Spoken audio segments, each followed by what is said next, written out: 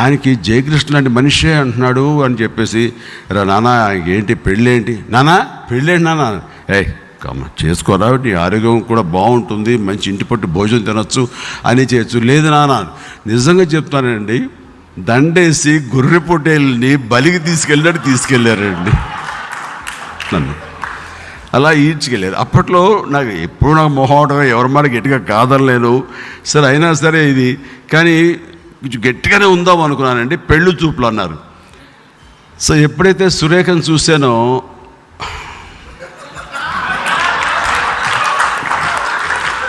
ఏంటి కొంచెం ఏంటి అందామా అందామా అనేది స్టార్ట్ అయింది.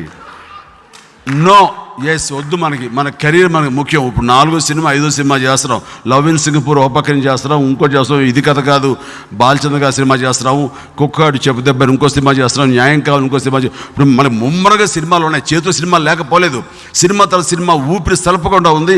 ఈసారి కాదుకూడదు అన్నాను. మళ్ళీ ఇంకోసారి ఏదో టీకి ఇంటికి రా బాబు అన్నారు.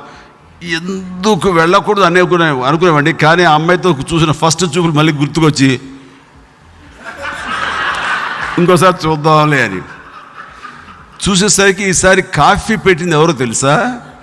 సురేఖ పెట్టిందంట. అది ఇచ్చారు. కాఫీ తాగను అనలేను, తను పెట్టింది కూడా తాగానండి. అదేం కలిపిందో ఏంటో తెలియదు ఆ కాఫీలో. ఎప్పటికీ అంటారండి, ఏ మందు కలిపిందో ఆ క్షణంలో అన్నానండి. ఇంకా అంటావా లేదు, ఇంకా అనేసాను. ఇంకా అనిన తర్వాత చూస్తుంటే నేను కళ్ళు తెరిచేసరికి పెళ్ళి అయిపోయింది. ఆ పెళ్ళికో పెద్ద తతంగా ఉంది. రామలింగయ్య గారేమో అనుకున్న 2 నెలల్లో చేసేయాలంటారు, అది ఫిబ్రవరి.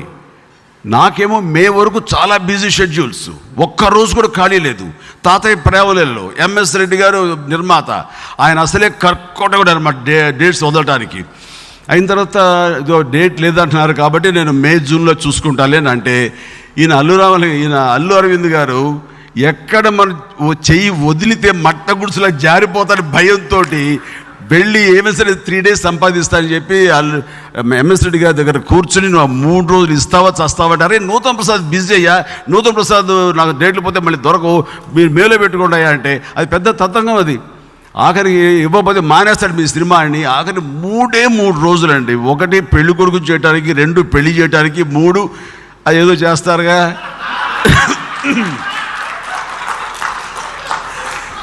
మూడు రోజులు ఇమ్మన్నారు కనీసం. ఆయన సరేనయ్యా 3 రోజులు రావాలి అని 3వ రోజున కూడా ఆయన షూటింగ్ పెట్టాడు. సీమ అనే అమ్మాయితోటి ఏదో ఒక చిన్న ఐటమ్ సాంగ్ లాగా. సరే అయిపోయింది. పెళ్ళి కూడా చిరాగా చేసుకున్నాను. ఎవడో అన్నాడు షర్టు చిరిగిపోయింది. చిరిగి ఏమంటాడు ఇప్పుడు తాళి కట్టిస్తా అని నేను వాడిని చిరాగపడిపోయి ఇక అట్లాగా ఏదో పెళ్ళి అయిపోయింది అయింది. రామలింగ గారు మొహమ్మత చాలా నిండు కలకలాడుతున్నాయి. ఆ మొహమ్మత ఎలా ఉంది ఇలాగా పసివాడిని పట్టిస్తారు కదా అని.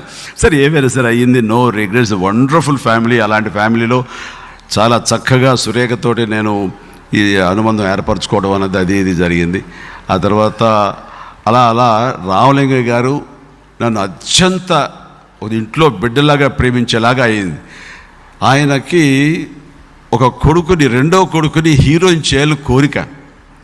అన్ఫార్చునేట్లీ ఇందాక త్రివిక్రమ్ గారు చెప్పినట్టుగా ఆ బిడ్డని పోగొట్టుకుని విషాదంలో ఉన్న వాళ్ళకి ఆ బిడ్డ స్థానంలో నన్ను చూసుకుంటూ అంత ప్రేమాభిమానులు నాకు కనపరుస్తూ మరో బిడ్డలా చూసుకున్నారు.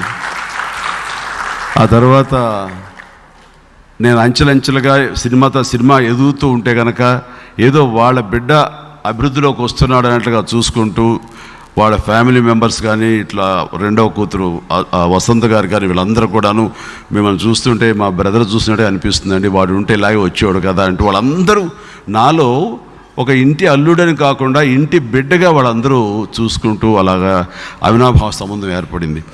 అండ్ అలాగా ఆ కుటుంబంతో ఉన్నప్పుడు నేను ఆయనతోటి ఎక్కువసార్లు కూర్చున్నప్పుడు ఆయన వ్యక్తిగత విషయాలన్నీ నాకు తెలిసి వచ్చినప్పుడు ఆయన కేవలం ఒక కమెడియన్గానో ఒక నటుడుగానో కాకుండా ఒక అత్యద్భుతమైన పరిణితి చెందిన గొప్ప వ్యక్తిత్వం ఉన్నటువంటి మనిషిగా నాకు అనిపించేవారు. ఎందుకంటే ఆయన వ్యక్తిత్వం అర్థం చేసుకోవాలంటే మనకి పరిణితి రావాలి. అలాంటి వచ్చే సందర్భాలు నేను కొద్దిగా అర్థం చేసుకుంటూ వచ్చాను.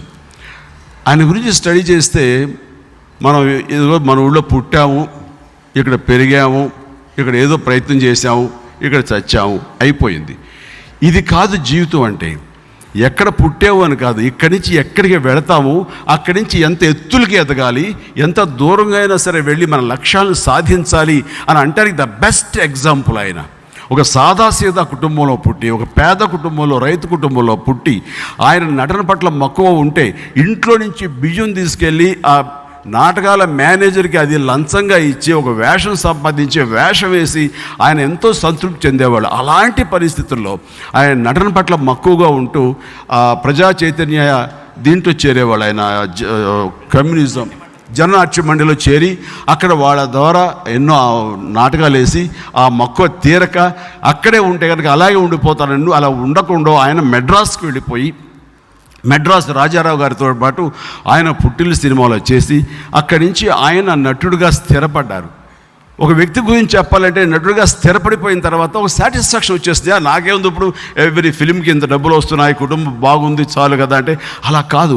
ఆయనలో ఉన్న మరో గొప్ప విషయం ఏంటంటే నిరంతర విద్యార్థి, ప్రతి క్షణం నేర్చుకోవాలి, చదువుకోవాలి, నేనేదో ఇంకేదో సాధించాలని తపన ఆయన్ని డాక్టర్ని చేసింది. ఆ మధ్య నడి వయస్సులో ఆయన డాక్టర్ని అవ్వాలి అనే కోరిక రావటం అన్నది అది చాలా రేర్ క్వాలిటీ అది. ఇప్పుడు నేను ఆర్టిస్ట్గా సెటిల్ అయిన తర్వాత మరొక వ్యాపకం వైపు, మరో వ్యాపారం వైపు నేను వెళ్ళలేను. అంటే పాలిటిక్స్ వెళ్ళావు కదా అంతే, అది మధ్య చిన్న ట్రై చేశాను, అంత వదిలేసేయండి. సో అలాగా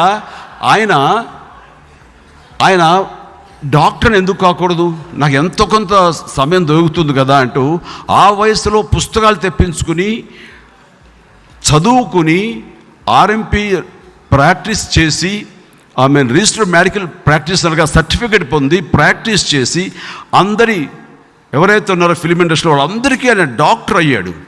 వాళ్ళ నాలుకల మీద ఈయన మందు వేసేవారు. ఆ రకంగా చెప్పాలంటే ఫిలిం ఇండస్ట్రీలో ప్రతి ఒక్కళ్ళ తల్లో నాలుక అయ్యాడు ఆయన.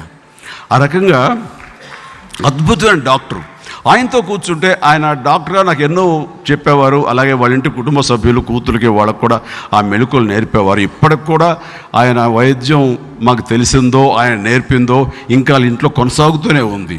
ఆ రకంగా అద్భుతమైన డాక్టర్ రామారావు గారికి, నాగేశ్వరరావు గారికి, కృష్ణ గారికి, ఎవరికి అది నాకు తెలిసిన అందరికీ ఇక్కడ ఉన్నటువంటి వెళ్ళిపోయారు ఆయన కోట శ్రీనివాసరావు గారికి, అలా ప్రతి ఒక్కరికి ఆయన మందేసి తగ్గించేటువంటి అద్భుతమైన డాక్టర్ ఆయన.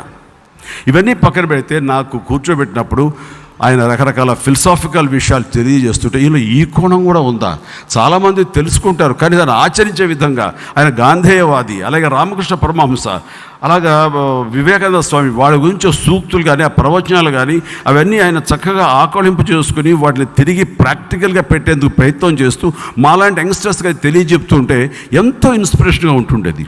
ఈవేళ ఆ పుస్తకంలో రాసినటువంటి మాట ఆయన ఎక్కడో చదివిన మాట, అది ఆయన ఫోటో కింద రాసిన మాట, అది నన్ను ఎంతో మోటివేట్ చేసింది, నన్ను ఎంతో ఇన్స్పైర్ చేసింది.